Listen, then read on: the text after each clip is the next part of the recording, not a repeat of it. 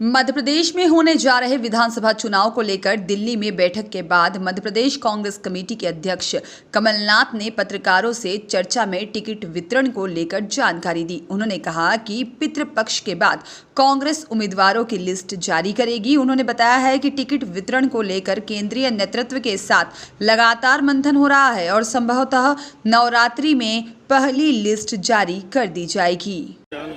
अभी हमने लगभग 60 सीटों पर चर्चा करी है। फिर से मीटिंग होगी हमारी। अभी हमारी स्क्रीनिंग कमेटी, इसके बाद फौरन है जो हमारी प्रदेश की स्क्रीनिंग कमेटी है, उसके बाद फिर से हम लोग चर्चा करेंगे, तभी लिस्ट फाइनल करेंगे। हम श्राद्ध के बाद अपनी लिस्ट अनाउंस करेंगे। तो उस रफ्तार से हम चल रहे हैं ताकि 15 तारीख को हम अपनी लिस्ट अनाउंस कर सकें। और जितनी चर्चा हुए उतना अच्छा है, क्योंकि बहुत सारी नई चीज़ें उभर के आती हैं। नमस्कार साथियों, जैसा आदरणीय कमलनाथ जी ने कहा कि आज केंद्रीय चुनाव समिति की बैठक माननीय खड़गे साहब, माननीय राहुल गांधी जी और केंद्रीय चुनाव समिति के सभी सदस्यों के साथ हुई।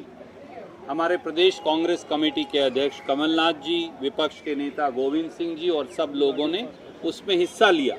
काफ़ी सीटों पर चर्चा हुई, बहुत सकारात्मक चर्चा हुई, बहुत सौहार्द के वातावरण में चर्चा हुई।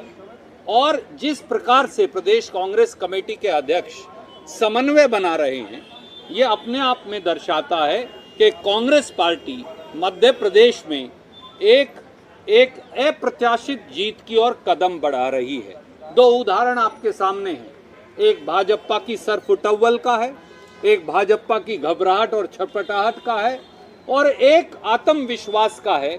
वो आत्मविश्वास जो है 8.5 करोड़ मध्य प्रदेश की जनता के आशीर्वाद का है। वो आत्मविश्वास जो है मध्य प्रदेश के 8.5 करोड़ लोगों का जन आक्रोश जो भाजपा पर फूट रहा है उसके खिलाफ है।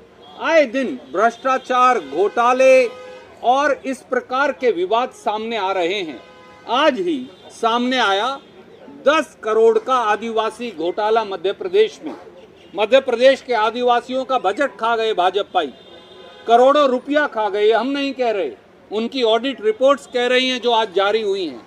मध्य प्रदेश में राजनीतिक लोग भाजपा के और उनके अफसर मिलकर फर्जी बिल बनाकर करोड़ों रुपए के आदिवासियों का बजट खा रहे थे। एक तरफ कांग्रेस है जिसने लोगों को गारंटी दी। कमलनाथ जी के नेतृत्व में हमने कहा ऋण माफी होगी किसान की, झूठे मुकदमे वापस होंगे, 5 हॉर्स पावर तक की बिजली का बिल किसान का माफ होगा, पुरानी पेंशन स्कीम लागू की जाएगी, 100 यूनिट बिजली माफ, अगले 100 यूनिट बिल हाफ, 1500 रुपये महिलाओं को पेंशन।